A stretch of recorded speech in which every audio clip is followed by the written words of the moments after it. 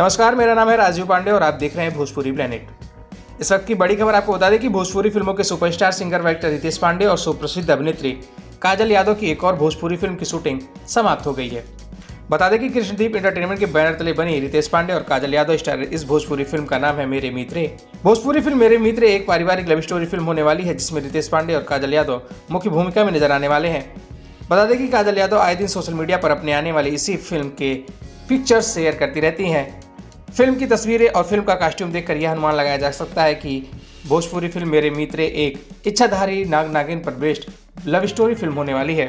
फिलहाल आप लोगों को बता दें कि भोजपुरी फिल्म मेरे मित्रे को प्रोड्यूस कर रही हैं सुप्रसिद्ध अभिनेत्री व प्रोड्यूसर माया यादव। वहीं इस फिल्म को डायरेक्ट कर रहे हैं सुशील उपाध्याय। फिलहाल आप सभी को भोजपुरी फिल्म मेरे मित्र को लेकर कितना एक्साइटेड है और इस फिल्म के बारे में आप सभी की क्या राय है, कमेंट बॉक्स में हमें लिखकर जरूर बताएं। वीडियो अच्छी लगी तो वीडियो को लाइक करें, शेयर करें और रितेश पांडे और काजल यादव से जुड़ी ऐसी और भी तमाम खबरों के लिए हमारे चैनल को सब्सक्राइब करके बेल नोटिफिकेशन जरूर दबा लें। शुक्रिया।